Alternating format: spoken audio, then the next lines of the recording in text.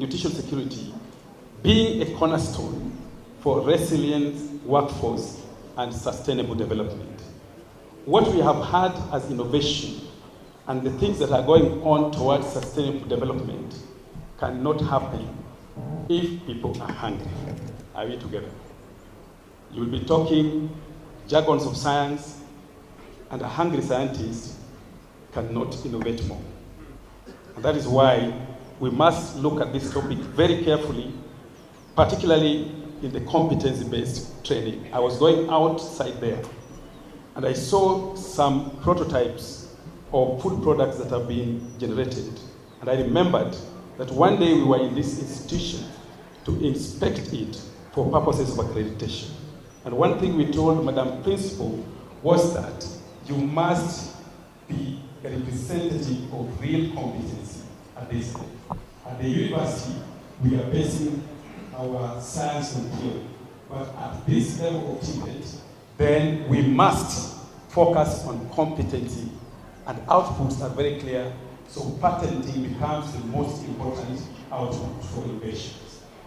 And I remember saying that why must we get F-75, F-100 import from UK when we can do it right here at Rvtti or at Rift Valley Technical Institute. So, active teacher and many others towards sustainable development. It was goal number 2, which aims to achieve food security, improve nutrition, promote sustainable agriculture. The presentation made by Okeyo'S has given a chemical basis for food value chain for a product, which means it's only trying to solve the problem of food. And that means that even his science is about making food available, and that must be quality food. When he ended his slide, what he had on the show were speech conference. I was very happy with this topic. Now, I want us to get a quote from the former UN Secretary General, what he said about nutrition security. He said, nutrition is both a marker and a maker. Are we together? For development.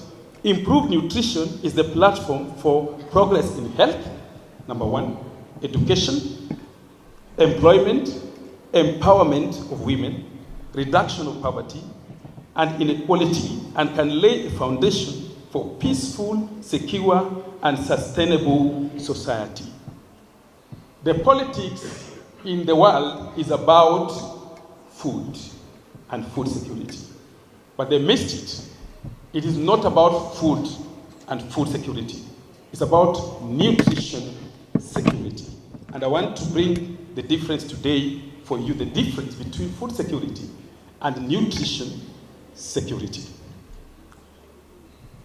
Now, this implies that without adequate and sustainable good nutrition, SDGs will not be realized. I can tell you that for free.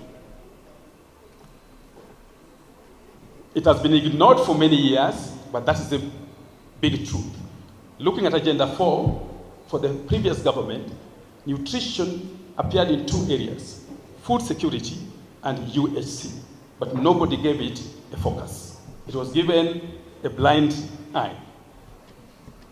Now, I want to be sure and inform you that the slide that is going to be shown, if it's there, which is on the screen, is a structure of 17 SDG with radiation coming from diet quality that will enhance the achievement of such goals. And in this context, I would want to define diet quality. The fact that you have food on the table does not mean that it's a quality food. 70% of deaths in the health facilities are caused by poor quality diet. When we are defining trainings, we have 3 categories of nutritionists in the health facility. And we have 4 categories of nutritionists at the community. The first nutritionist at the health facility is called a clinical nutritionist. We have some specialty who are called critical care nutritionists who work in ICU. No patient will survive ICU with all the technology around it without proper nutrition in that ICU. And so those specialize in competencies that will ensure that they handle feed beyond the mouth gut system. That is parenteral nutrition. And I want to say this institution we are in, right now, just 2 weeks ago, acquired bare minimum mannequins for training competency when it comes to delivery of food without passing through the mouth at the ICU, which is a high-level technology. Then we have a nutritionist that is called a food service diet therapist. This is the one that aligns food towards your need. You cannot do feed uji through a tube for a patient. You have killed that patient due to dumping syndrome. You need a specialist that will find how to modify that food into a digestible format. And so they do pre-digestion before food is put in the mouth. So many people have been fed uji in Kenyatta Hospital and many others have died because they were given uji directly to the stomach when it is not passing through the amylase level of the mouth. We need to use food exchange lists to make real food that meets your interest. As of now, we have facilities where people just feed because food is available. And so you will see a trolley moving with cabbage and nyama, and that is okay. Not considering your condition. Those 3 are in hospital facilities. We have not trained enough at competency level. And that is where we need to go. Now, diet quality means you give a diet that will meet the human requirements as calculated, not as imagined. Which means food is available, but it must be the right food. And I want to come back to the statement of the author of medicine, that is Hippocrates. He said, let food be thy medicine, and medicine be thy food. So there is no medicine that is not food. Yet, with the current focus, our ministry and government, both county and national, the focus is on curative medicine. And if we do so, we are going to have a tired, ill, diseased workforce. And that workforce will not propel the agenda of technology, engineering, and any other aspect that SDGs have focused on. So our main focus for today is that how does nutrition security remain a bedrock for the success of sustainable development? And I want to show you this. I will not go through it. This is a dissected analysis of how diet quality leads to each and every goal of sustainable development. And I want to say this with a lot of humility to trainers, that when we look at the SDG matrix, it is apparent that economy can only grow if we have quality diet on our table. Let us not ignore this. Even members of parliament will fall down if they're hungry. So there's no agenda they will discuss. Even the principal will fall down if there's no food on the table. An engineer cannot focus right if they're hungry.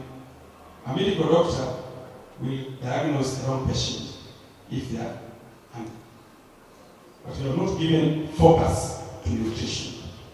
So, I want to say over and again, and nutrition has been linked to rural and urban environment and social risks in our society, which has led to poor development and that is linked to goal number 11 of the SDG. Also, I want to also point out just two, that when we talk about goal number 5, we are looking at family, community care, and the link to gender. A girl or a woman is an important person in the food table, but has been ignored in the production. Therefore, leading to an extent that we produce an unhealthy nation because we never gave it focus. And I want to say also that it is important that if we need to have a resilient workforce, then we must have nutrition security at the foundation. We must have a healthy eating nation. We can't ignore it. I was once driven by a driver that I didn't know he was hungry. He was well trained. He drove us from Nairobi, coming all the way to Eldoret. But when we reached somewhere in Total, former Total Junction, he drifted away, and we asked him, what is the problem? And he said, my head, I saw stars. Then we asked, did you take breakfast? He said he didn't take breakfast. Which means that he was hungry. He was almost killing very productive experts. So you may be happy with your technology, but technology is not life. It is the fruits of life. Life is ensuring that you are healthy to push the technology agenda. And that's why we are saying, if the government has to ensure sustainable development goals and ensure that it is fulfilled, the first thing is to make Kenyans satisfied. And that means they must have adequate food that is of high quality. That means nutrition security must be first. And not only that, we must therefore focus on training those that will make us feed properly so that we become resilient and productive. How do you do that? Our Rvtti institutions must focus on competency-based training that is focused towards diet quality. And I've given you 3. I've told you, you must have a food service diet therapist in Tibet, properly trained with hands-on. I've also said, you must have a clinical nutritionist. And you must have a clinical dietitian. Now, if you go beyond clinical, we must have a public health nutritionist. And we must also have a community nutritionist and a food science nutritionist. Now, the ones who are on the shelf, under the tent, who are showing us prototypes, that is food science nutrition competency. Where if it's a cookie, it's a cookie that is taking care of the nutrients that are needed in the body. Life is about food you eat. It's not about medicine. Life is about what you put on the table. It's not about medicine. Our training should therefore be prioritized so that we don't focus on training nurses who are going to fall down. We don't focus on training medical doctors who are going to fall down. We don't focus on training engineers who are going to fall down because they were hungry. We must first set priority to ensure we train people who will educate us and help ensure that we maintain our health to perform. As I conclude, because of time, I say it as a nutritionist, I don't want to be between you and the thing that is very important. I want to say this.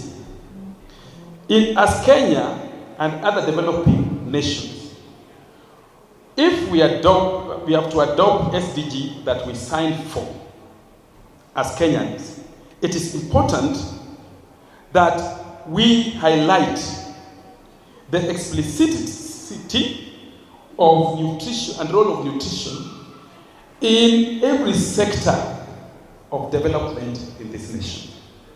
And we must think about the words of Ban Ki-moon. and hypocrisy, which took place even before the new era. How are we going to do this? Just recently, in the last WHO assembly, our government went there and we were represented. When China was injecting 500 million USD on nutrition and health, Kenya was asking for grants from WHO. Yet we have resources that can be used internally to inject on a healthy nation by focusing on the basic before we reach the apex, which is cumulative. Which means we must focus on training many nutritionists that are competent. We must focus on investing in our hospitals that are highly specialized to attend to our needs. I asked the principal, should you find your student in MTRH and say that I am the nutritionist who is going to perform a procedure on you, and they want to insert a peripheral cannula, will you accept after training? And he said no, because they don't have that competency being trained. We need that technology level, high technology level training in the TVET industry. If we do that, we will not reject the professors. Actually, I hope you're hearing me. It is not wrong to become a professor and do theory. It is not wrong. Professors were meant to get theory and advice. The competency was brought at this level. Well, we cannot say degree is wrong. We are all degree holders, including those teaching here. We must just get the right focus. So, this level of training, therefore, must rethink about nutrition as a cornerstone of development in any aspect. And this one slide has everything that explains why any government, be it Kenya or abroad, should focus on matters of nutrition. Hallelujah. I hope you're hearing me. I just wanted to say that one statement so that when you are going on with your studies, we start thinking, what other new technological courses can we bring on board when it comes to nutrition and then food security? In conclusion, our advice to Kenya as a nation is to invest more in training nutritionists and dietitians. That's number one. Support nutrition programs. And then ensure that every sector has a nutritionist. When you go to a hotel today and you are diabetic, will you tell them that I'm diabetic, I need food that's aligned, or will you just eat? Most of the time we just eat. And you're eating what is going to kill you. Many surgeons have collapsed because of cardiac problems. Nutrition can solve it. There are surgeons to perform surgical on heart surgery or any other surgery, but they die of heart problem. Why? It's because nobody told them that you can reverse coronary heart disease. You can reverse myocardial infarction. You can reverse diabetes. You don't need medicine for diabetes. I am telling you for free today that many people have been on drugs for 12 years. Our professionals have reversed their diabetic status in 1 month and sustained. You don't need medicine for diabetes. You can reverse diabetes. How do you do that? Proper diet quality on the table. Thank you very much.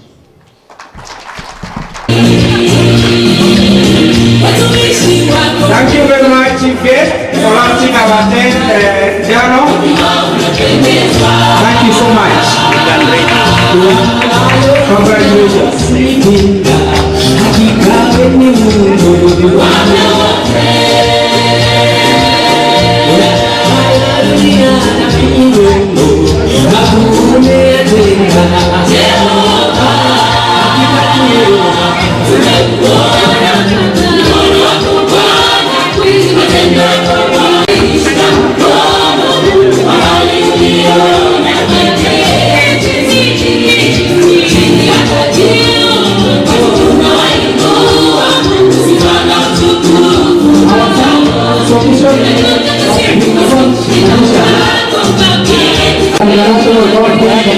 keynote. Then after that, Dr. Okeyo'S keynote will follow after that. So we have 2 keynote speakers before we